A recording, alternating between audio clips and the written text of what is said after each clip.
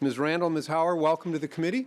Please introduce yourself for the tape and proceed with your testimony and presentation.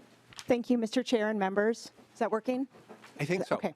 For the record, my name is Judy Randall. I'm the Deputy Legislative Auditor for OLA's Program Evaluation Division, and we are pleased to be here today to release our evaluation on compensatory education revenue. So thanks very much for having us.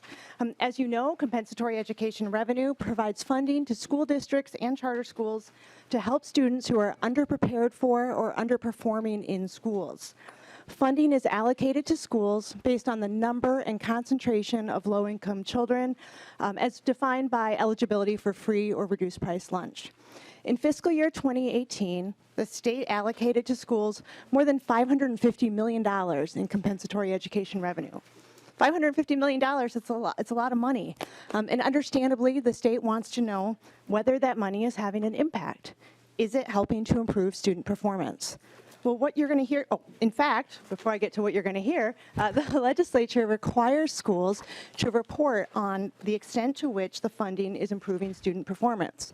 But what you're going to hear from us today, from Ms. Hauer, is that expecting school districts to report on that impact, the impact of this one funding stream, isolated out of all the things that happen in a school, is unrealistic. Simply put, the data are not available to isolate the impact of compensatory education revenue program alone. As a result, we're recommending that the legislature eliminate this reporting requirement. Now, we're the Legislative Auditor's Office. We're all about accountability, so it's kind of unusual to hear us recommend eliminating a reporting requirement. But we think there is a better and more meaningful way to get accountability on how schools use these funds. And so to hear more about that and to hear more about the other findings and recommendations we have in this report, I'd like to now turn to the manager of this evaluation, Ms. Hauer, for more comments. Thanks, Mr. Chair. Thank you, Ms. Randall. Ms. Hauer, welcome to the committee. Please introduce yourself for the tape and proceed. Thank you, Mr. Chair, committee members. My name is Jody Hauer. I'm with the Office of the Legislative Auditor. Before I begin, let me please call your attention to my two teammates behind me, Ryan Moltz on my left and Don Hirasuna on my right. They were instrumental in helping me work on this evaluation. What I'm going to start with is a list of the findings that occurred as a result of our evaluation, and then I'll get into some more details on compensatory education revenue itself. So the first of 6 findings is that the data from the Minnesota Department of Education provide little detail on how schools are actually spending compensatory education revenue. The second is that the statewide effects of compensatory education are simply not known. Third, although the statutes do require school districts to determine whether compensatory education revenue increased student achievement, something that Ms. Randall already referred to, this requirement is unrealistic. Fourth, the calculation of the revenue relies on counts of low-income students from the prior year, and these counts are neither accurate nor timely. Fifth, the statutory requirement that school districts reserve an increasing percentage of their compensatory revenue for extended time activities like summer school or after-school programs is not the best use of the revenue for all districts. And then finally, the requirement that school districts reallocate up to half of their compensatory revenue according to a plan adopted by the school board is an unclear requirement.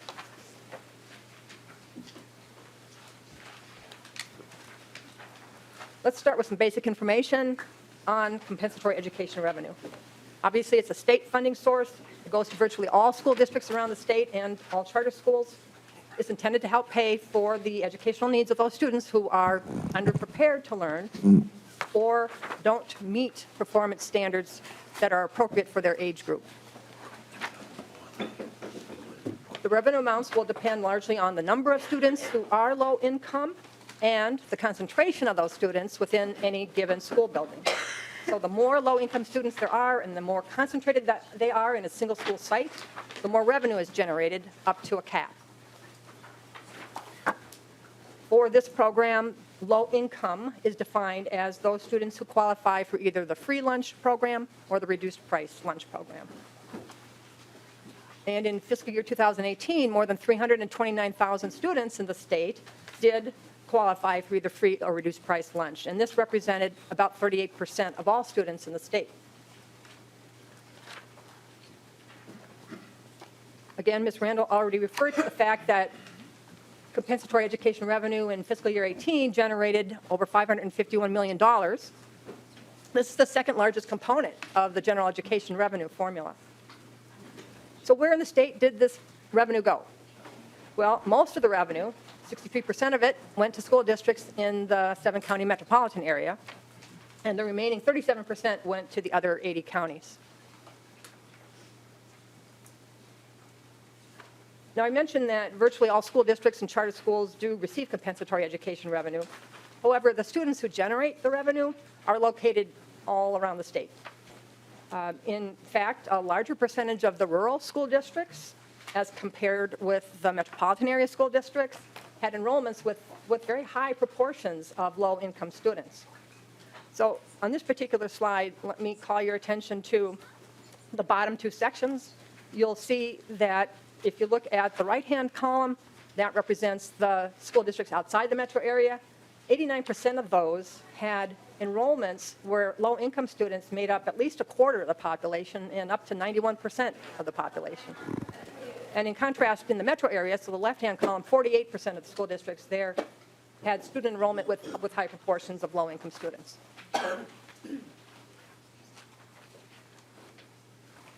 The statutes allow 12 uses for school districts in terms of how they can use that compensatory education revenue. The uses are very broad.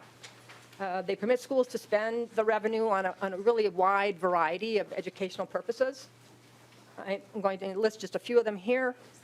One of those is remedial instruction in reading and other subject areas, lower teacher to student ratios in the classroom so that there can be additional focus on individualized learning, instructional technology, early childhood programs, even counseling and social work services are among those 12 allowed uses. Very little data exists, though, on how much school district spending corresponds with those 12 allowed uses. Data are available for 3 of the 12, and the 3 are listed here on the screen. They are the English learner programs, this reserved amount of amount that's reserved for extended time programs exclusively, and assurance of mastery programs.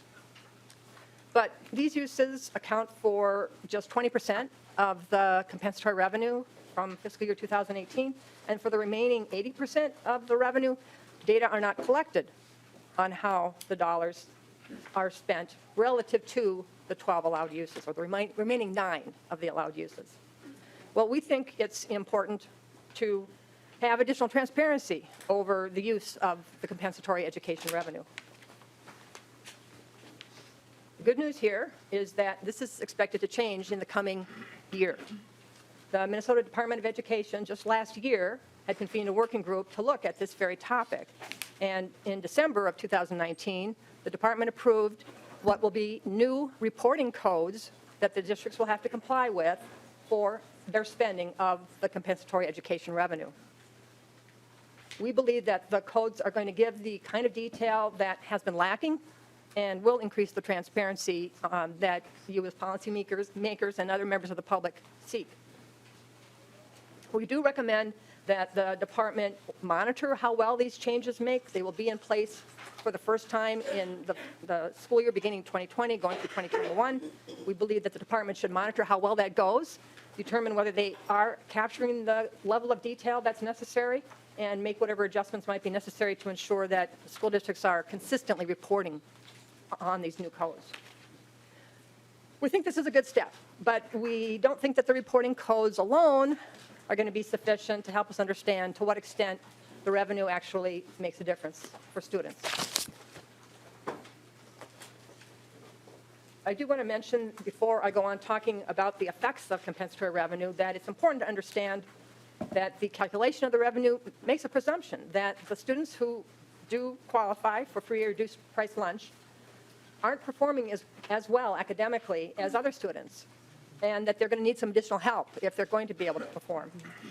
So based on an analysis we did in our evaluation, we looked at students who had taken the Minnesota Comprehensive Assessments over a period of several years, and we looked for a correlation between income and academic performance, and we found one. This graph shows the results from our analysis for the 2018 year, and you can see in that first set of columns, which is labeled math, those are the math assessments, it shows that about 38% of the students who did qualify for free or reduced lunch, as compared with 13% of other students who did not, they did not meet the state standards in math for fiscal year 2018. Now, at the same time, this correlation, while it's statistically significant, it doesn't hold in all cases. A majority of the students who qualified for free or reduced lunch either met or exceeded the MCAs. So those are, if you were to extend those columns up, you would see above that 38%, the remaining accounts for those students who were low income, but did meet the standards. So we know there are students who are not low income and they're not meeting the standards. And those are actually represented by the gray shorter columns in each of the three sets of columns on this particular slide. Still, the point is that there is a significant correlation between income status and test performance.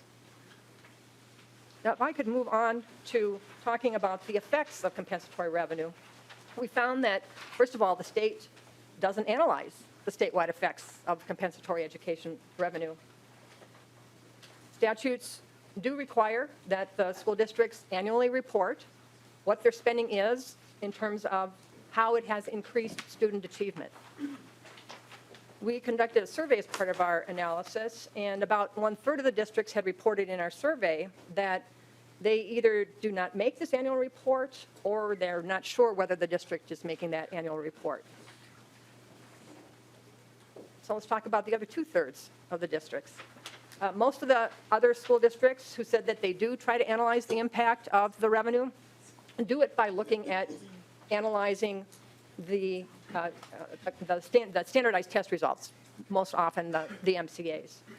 The problem with this, though, which is something that, again, Ms. Randall had referred to in her opening remarks, the test results are not able to isolate the impact of compensatory revenue by itself. Think of all the multiple funding sources that come into a school district's general fund. There are many. And it's very difficult to determine whether the test results could be tied to only one piece of this multi-sources of revenue coming into the school districts. A second problem with it is that if a study were to be conducted that would try to understand what is the impact isolated to the compensatory revenue fund stream, that is, it would require extremely rigorous research methods. This means things like setting up control groups, some of which would have students who were low income but did not receive services funded by compensatory revenue, in comparison with a group of students, also low income students, who did receive services paid for by compensatory revenue. That, of course, raises many ethical questions that I think no district would want to have to confront. It also means that this rigorous research also means having to understand what are all other, and be able to control for all other impacts, other programs, other initiatives going on in the school district that might account for the students' test results. So this kind of rigorous research would require a lot of time, a lot of analytical skills, and a lot of money, things that school districts, many of them aren't going to be set up to do. So due to the difficulties of measuring the impacts of this single revenue stream, we concluded that the requirement to report annually on its impact is really an unrealistic one. We think there is an alternative that will provide some accountability for use of the compensatory revenue. So we first recommend that the legislature would repeal the requirement that currently requires districts to report annually. This is the requirement we think is unrealistic. And then further, we recommend that the legislature require the districts to report instead whether the programs that they fund with substantial amounts of the compensatory education revenue are consistent with best practices that research has demonstrated can help students that are academically behind. We conducted a literature review as a part of our analysis this past year, and we identified several programs that researchers have confirmed over the years that can help struggling students if the programs are structured appropriately, and that's a big caveat, but it is an important one, and an important one. I'm going to give you one example. One of the programs that research has identified as helpful in helping the struggling students is summer school, and that's something that many people are familiar with.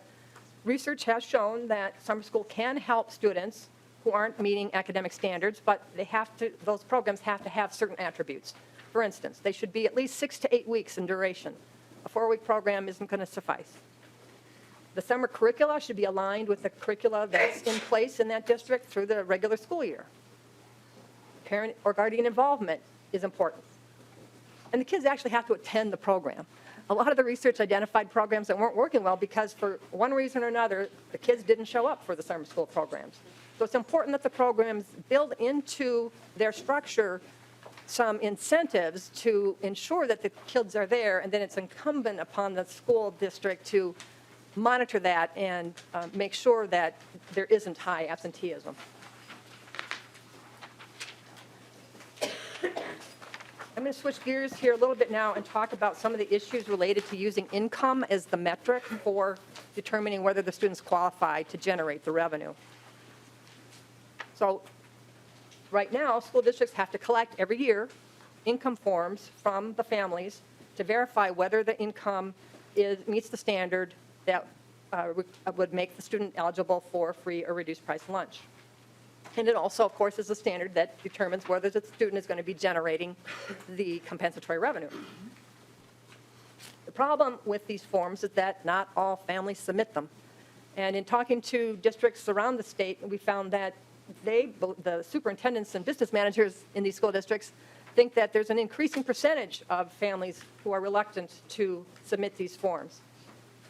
This can be due to a variety of reasons, chief among them simply the stigma of having to formally admit and attest to the fact that my family is low income.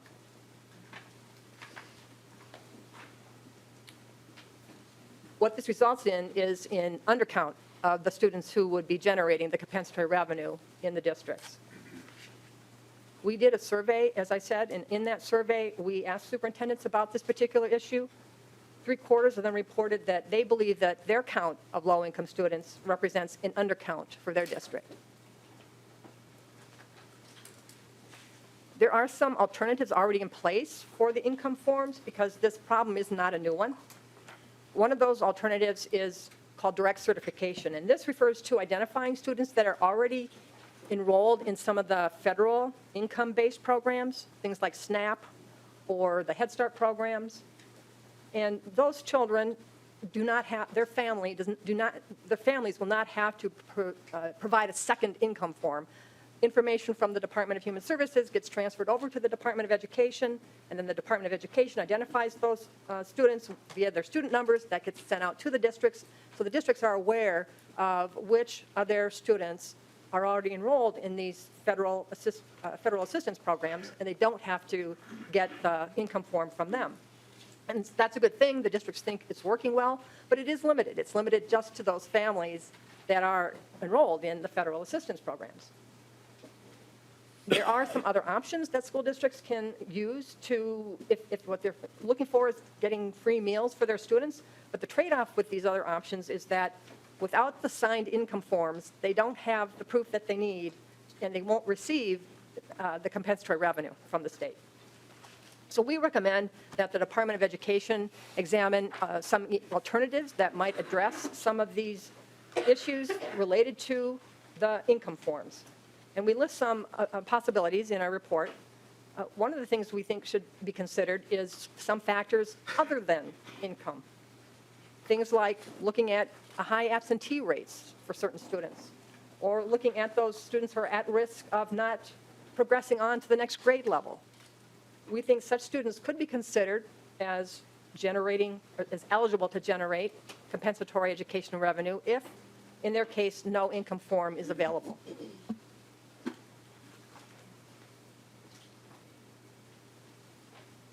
Now, the formula for calculating compensatory revenue requires using the prior year count of students in terms of coming up with the amount of revenue that's going to go to a particular district. So I'd like to, if you permit me, to run through just a brief timeline and as an example here. So the number of students that, for instance, last October 1, 2019, were counted. And the number of students counted at that point in October of last fall will be used to calculate the revenue for the 2020 to 2021 school year, so the new year that'll start this coming fall. There are two problems with this. The first is that if a school district experiences an influx of a large number of students that are low income, those new students to the school district will not be counted as a part of the count that will be generating the revenue. And of course, the district still has the responsibility to educate those students, but they have to do it without the aid of the compensatory revenue that would be helpful to them. The second problem has to do with the count occurring on October 1 of each year. And because it's done on October 1, a student who enrolls October 2 or any day after that is not counted for the compensatory revenue. If a student enrolls after October 1, then that student will be counted the following year. So it would be somebody who enrolled on October 2nd of 2019 really won't be counted until this coming October. And that amount of, that certain individual who enrolled after October 1st wouldn't be part of the generation of revenue for another school year, the year that starts 2021 to 2022. So we recommend that the legislature consider some changes to ameliorate some of the downsides of calculating the revenue based on the prior year counts.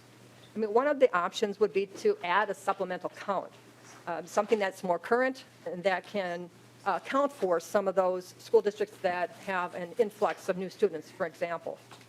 I mean, another option would be to adjust the count of students based on like the most recent 3 years in terms of enrollment. If enrollment trends over the last 3 years indicated an increasing percentage of students from low-income families, then those districts where that enrollment growth has occurred and where it's projected to continue would see an adjustment in the amount of their compensatory revenue in order to account for some of that expected growth.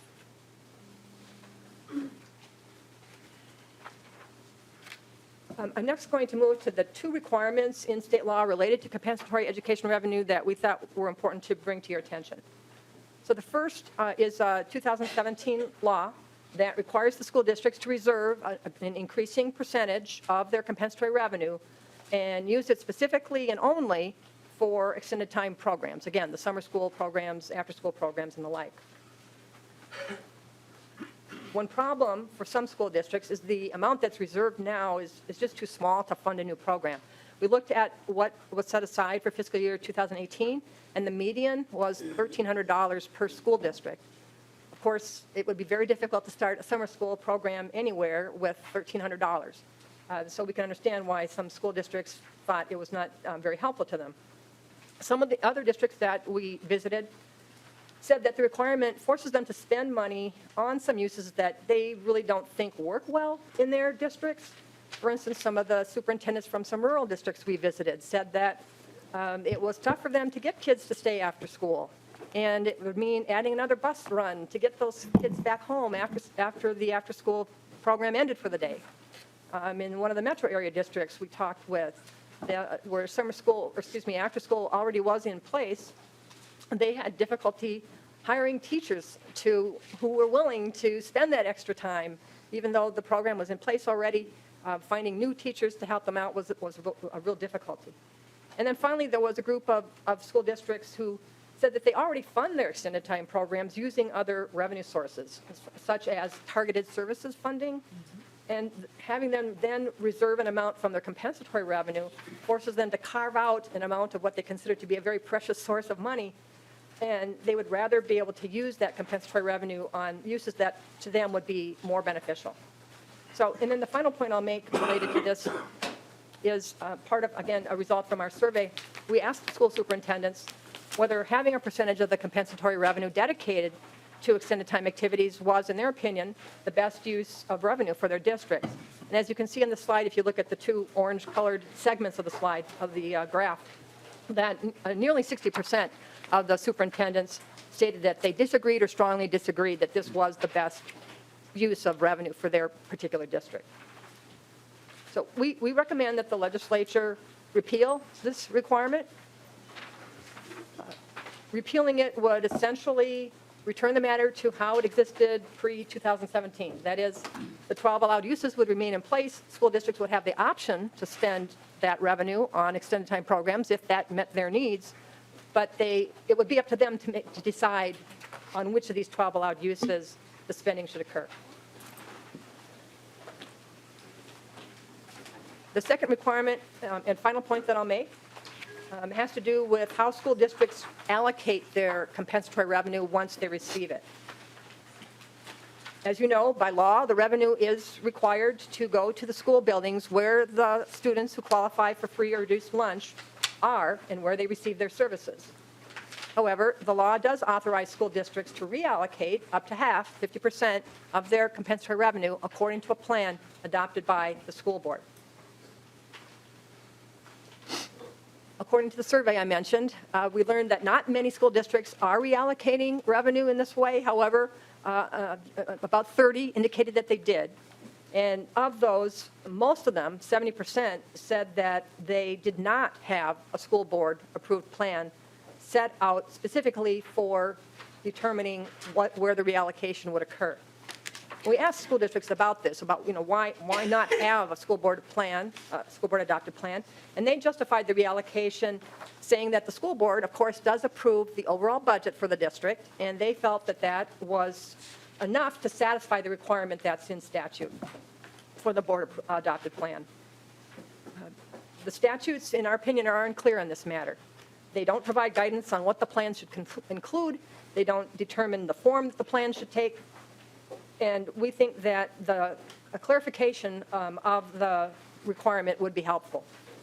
So we recommend that the legislature do change that law and clarify the board, what the board adopted plan really means.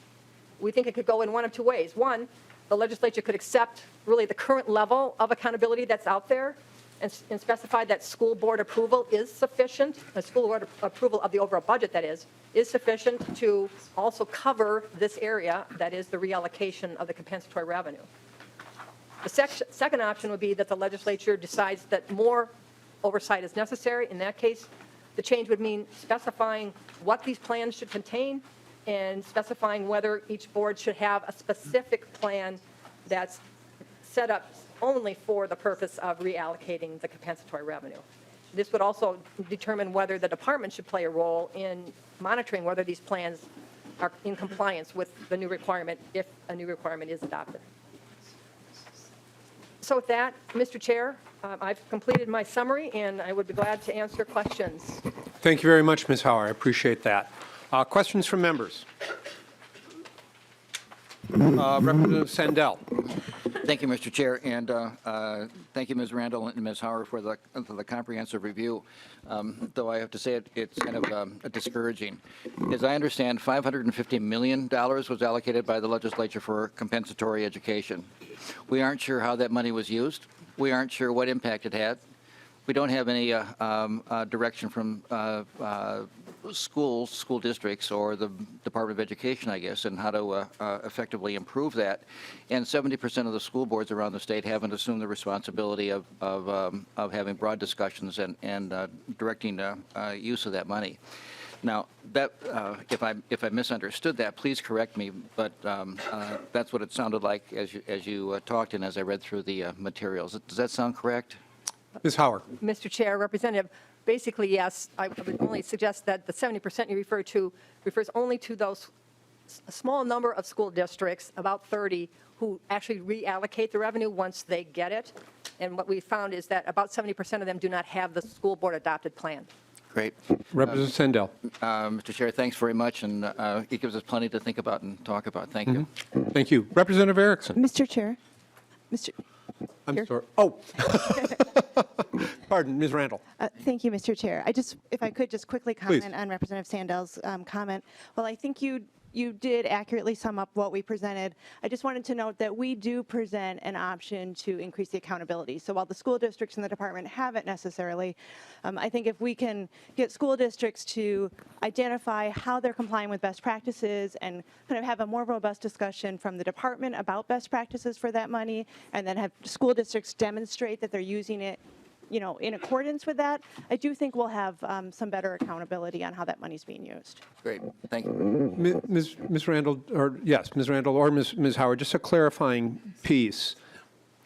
Is the reporting issue that school districts are not complying with the requirement to report, or is it that the state has not provided the tools that allow them to report in a focused enough fashion for us to be able to assess? Ms. Howard. Mr. Chair, it's the latter. It's not a matter of school districts not complying with what's required of them. They are complying by reporting through the district, through the Department of Education's UFARS system, how they are spending the money. The thing is that the reporting codes used to date have not been specific enough to allow us to know how much of that revenue went to the 12 allowed uses. So the change that I mentioned in my remarks, the change that will be implemented for the next school year, will provide that additional shining the light and transparency on how the money is actually spent. All right. Thank you for that. Representative Erickson. Thank you, Mr. Chair, and thank you, Ms. Hauer and your staff for a great deal of research to give us this very enlightening report. Really appreciate that. I have a question, though. Did you look at the history of our compensatory law? I believe we first enacted it in 1987. Did you look at the changes that occurred over that period of time through the last change in 2017? Ms. Howard. Mr. Chair and Representative Erickson, we did. I'm not sure if you want me to go on. Please, Okay. Mr. Well, Chair. Of course. what we saw in terms of changes were, for the most part, things that would enlarge the body of the 12 allowed uses, permit additional spending in particular areas. I'm not sure if that answers your question fully. Representative Erickson. Thank you, Mr. Chair. Yes, and I think I could do a deeper dive because I was looking at the history and we made a lot of changes over the years. Second question is, did you look at test scores for those districts who receive the highest percentage of compensatory into their general revenue? Ms. Howard. Mr. Chair and Representative Erickson, when we looked at the test scores for all students, regardless of what district they were in, we did not look specifically at a particular type of district or anything along the lines of what you are suggesting. We were looking at all students who happened to take the Minnesota Comprehensive Assessments over a period of 8 years. Thank you. Representative Thank you, Erickson. Mr. Chair. I'll do some research on my own. All right. Thank you. Representative Sandsteed. Thank you, Mr. Chair. This is actually a question for Mr. Strom, perhaps. Sorry, Mr. Strom. I'm wondering, when school districts use compensatory funds for summer school programs, extended time programs, well, first of all, I'm wondering, are they using it for those reasons? It sounds like the answer is yes. But when they're using it, is there any statutory requirement saying that a student has to receive credit or some component of fulfilling a requirement? Mr. Strom. Mr. Chair, Representative Sandsteed, the auditor may want to address this issue as well. There, I think, two parts to the initial answer and then a comment, if that's all right. So with the extended time revenue reserve, that portion has to be spent according to the criteria for extended time revenue otherwise, which means it's spent for the list of Alternative Learning Center, ALC, and Alternative Learning Program, ALP programs. So for the reserve on that, those have to be spent through essentially the ALC style of programming.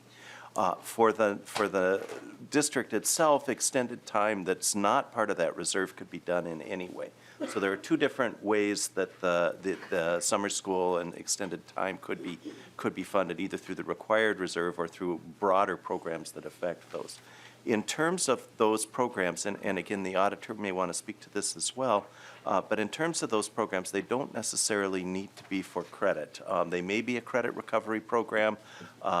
They may be a program that's designed for some other purpose to help in a particular skill, but they wouldn't necessarily be credit related. Representative Sandspeed? Follow-up, thank you. Then I'm wondering, compensatory revenue is supposed to go to a school site, correct? Mr. Strom? Mr. Chair, yes. Okay.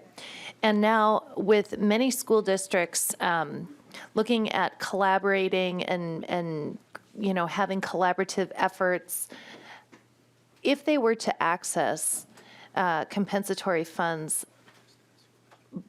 how would that look when students from maybe multiple districts are going to one school site? Would it follow them, or is it just, would compensatory revenue only be allowed for students that are from that district on that site? Mr. Strom? Mr. Chair, Representative Sandsted, the auditor may want to comment on this as well, but essentially there is the option for the 50% to be reallocated. So presumably a group of districts working together could reallocate that money to a combined summer school program.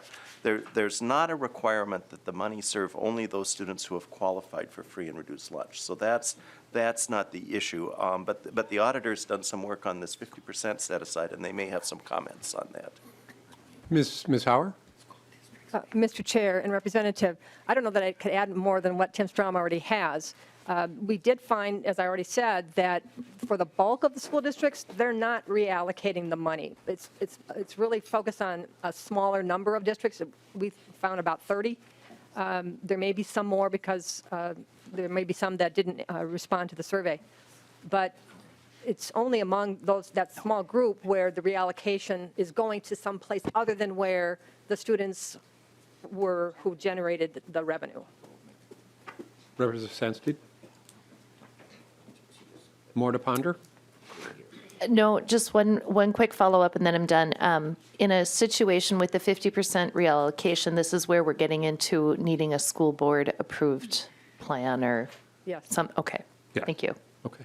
Representative Bennett? Thank you, Mr. Chair, and I'm not sure who to direct this question to, so I'm going to throw it out. It might be Mr. Strom, might be our auditor people here. I'm just wondering, are there other broader ways to determine, well, first of all, we know that income is pretty directly connected to achievement for education. Are there other ways outside of a school district to determine the income level? How do I say this? Instead of, right now, it's students enrolled, and you have to identify what income they are, and then compensatory revenue will follow that. But is there a way do counties keep track of income level of their people? Could it be done outside of the school district, I guess is my question. Anybody have thoughts? Ms. Hauer? Mr. Chair, Representative, well, conceivably, yes. Part of what we recommend is that the department evaluate some of the other possible options, and we list 6. I'd call your attention to page 27 in our report. There's a quick call-out box that gives you just a brief overview, and then we provide more detail in the text.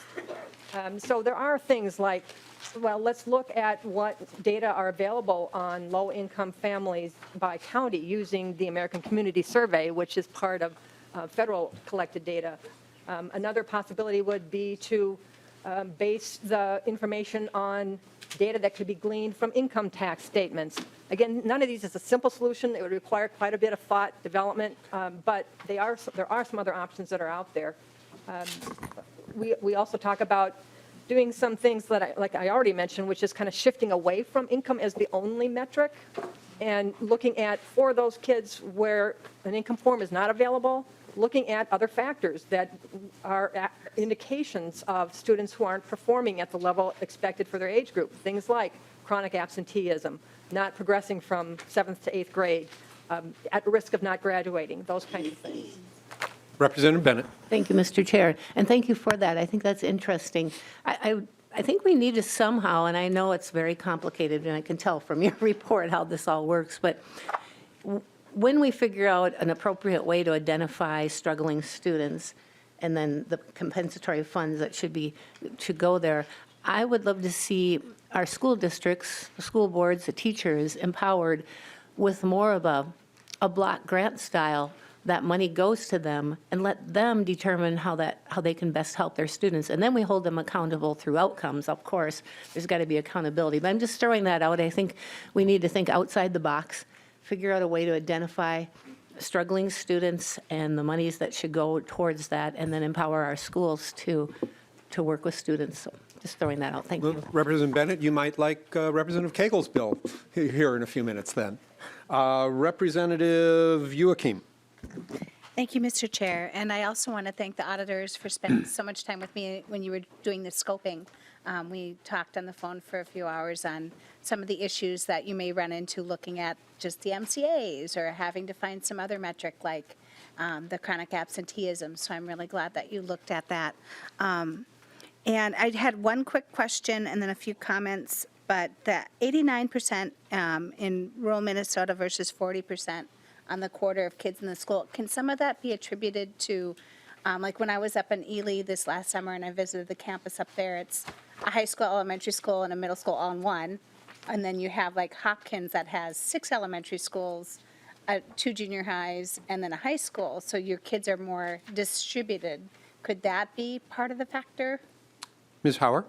Mr. Chair, Representative, just because of the population being in the metropolitan area so much larger than outside of the metropolitan area, that's why a lot of the revenue, what did I say, some 60-some% of it actually stays within the school districts in the metropolitan area. But in terms of the concentration of students, it's just that there are low-income students all around the state. And if you're in a smaller district that has a small enrollment, even if you have a small number, that small number of kids might represent a fairly large percentage of the overall enrollment.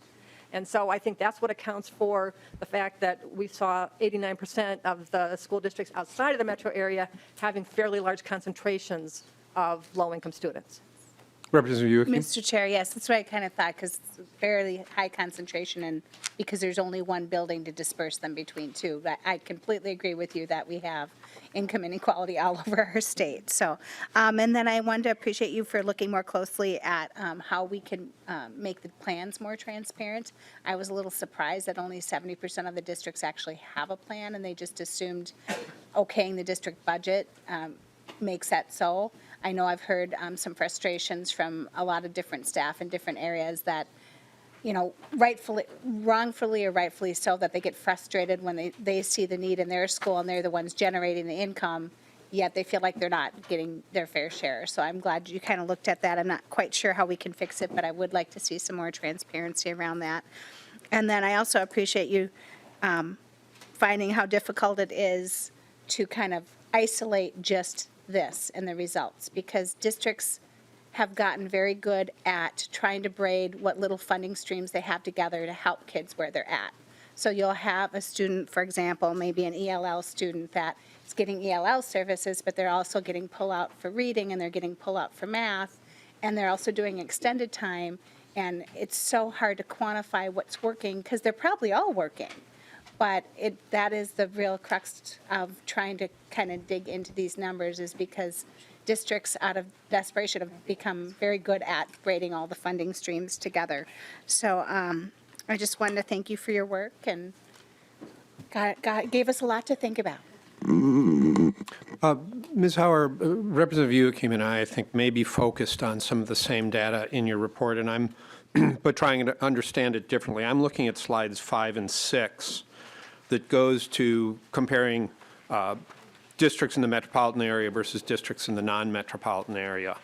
And the question that this data provokes in my head is, do those graphs show us the concentration of poverty in the metropolitan area versus a broader distribution of poverty in the non-metropolitan area? Mr. Chair, I think what this shows is that there are a lot of small school districts in the rural part of the state. And for a district that has a small enrollment, relatively speaking, you know, even 15 students who are low income could represent a nice high percentage of that in total enrollment. I think that we see 48% on the metropolitan side because there are some school districts in the metropolitan area where there are relatively few low-income students. And so that contributes to the fact that the metropolitan area column of that graph showed only, less than half, 48% of the school districts that had significant proportions of low-income students in their student enrollment.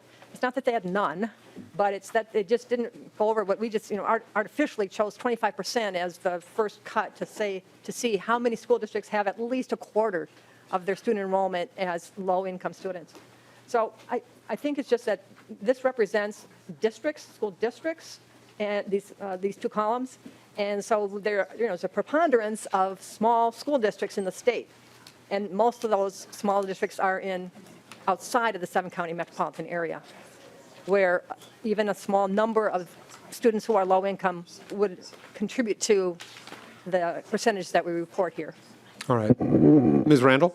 Mr. Chair, thank you. I just also wanted to point your attention to our appendix, which starts on page 70. If you really want to kind of get into all the details, that's every district listed with the number of students qualifying for free or reduced price lunch and what percentage that is. So, that's probably not for right now, but just for later if you want to kind of really dig into it at a district level.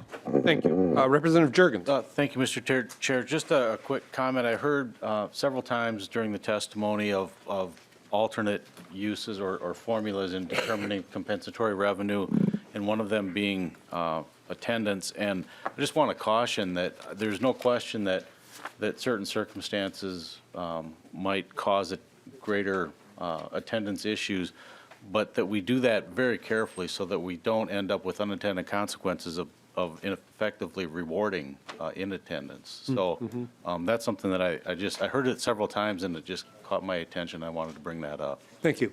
Representative Pryor. And we'll be moving towards wrapping up here, members. Thank you, Mr. Chair. And the slides we were looking at before, I did want to follow up on that. So when I look at the metropolitan area and the non-metropolitan area, what I'm seeing is that the metropolitan area is more segregated in terms of income levels, that you have more of that you don't have as many of those, that mid-range. And it may have been arbitrary where you pick the lines, but that there are a lot of poor schools in the schools that have that higher levels of free and reduced lunch, and that there's a lot of those schools. I'm sorry, that there's a lot of those schools that don't have it. It's the opposite way, sorry. And so that you see that in the metro area, there's a lot of school districts that are, just generally performing at a higher level, but that but that across the state, that in the non-metro area, that in a community, there's just more of a mix of income levels.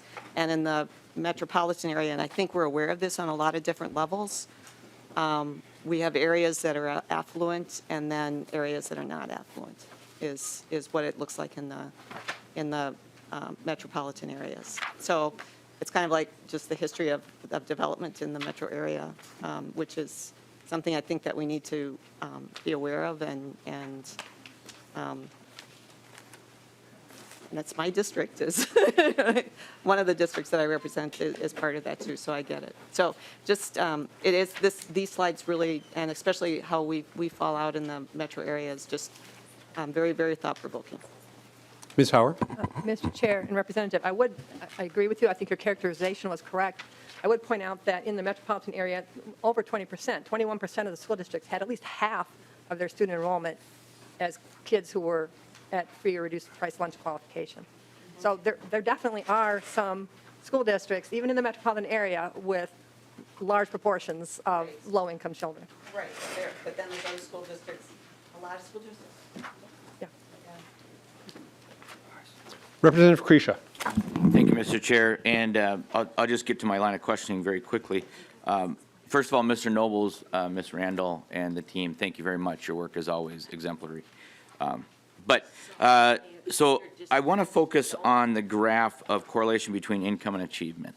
And I like where this is really illuminating some things, and I've seen where it's important to meet the kids where they're at on the achievement gap. One question I have is, and I want to focus on filling out that form. And I don't know if your data or your opinions, but do you think that drives a behavior of just getting more revenue versus getting better outcomes?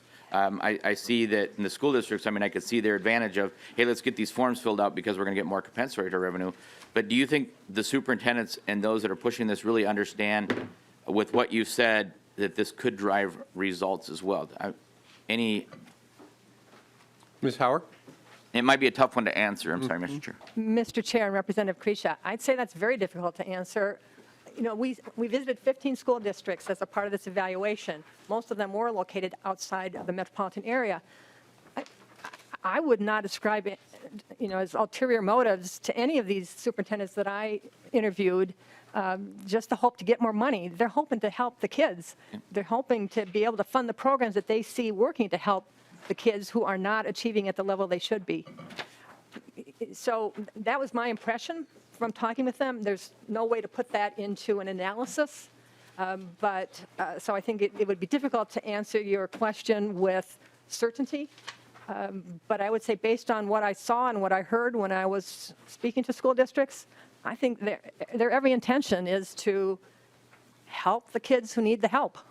And that these kids who typically are struggling, many of them are low income. They'd be the first to tell you that that's not the only segment of students that are struggling, but that for those that do need the extra help, this compensatory education revenue is a vital source of money.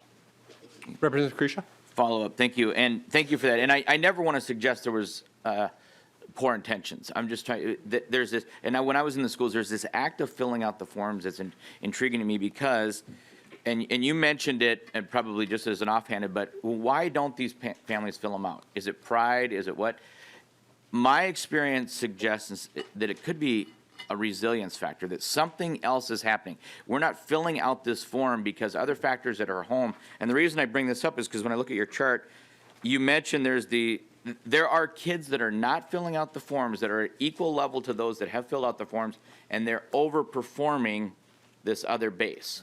My question is why? And I don't know that you know, but if we can find out that why, there's a reason you didn't fill that form out, you know, and just speculating, is there stuff happening? And you mentioned it with other factors. What's happening at home? What's a stable base? What other things are happening that we can't account for? I know that's out there and wild. Anything you would have an answer to that? Or just agree with me? Ms. Howard, two choices there. Mr. Chair, I choose to agree. No, I'm sorry, I didn't mean to be flip. Yeah. Again, that's a very difficult proposition to think about. I would say yes. I mean, I think the data are clear that there are students who are not considered to be low income, and they are doing poorly on the MCAs. The data are unequivocal about that, so we can say that. And the reverse is true. There are students who are low income and they're doing well on the MCAs. They're performing adequately and in some cases exceeding the standards that the MCAs represent. How you get to trying to help that segment of students that are really haven't returned the form, which I think is what you're referring to, is something that I think is a quandary for school districts as they put together their plans for how can we best put interventions in place to help those students that need the extra help. Because not everyone who's low income is going to need the extra help. Not everybody who is, is from a wealthier family is going to be doing well. And they could perhaps use the extra help. And there is no restriction, as I think was already said, on whether those dollars are spent exclusively on students who receive or who meet that income threshold. I mean, one clear example is a lot of the districts are using the compensatory revenue to lower the teacher-student class ratio.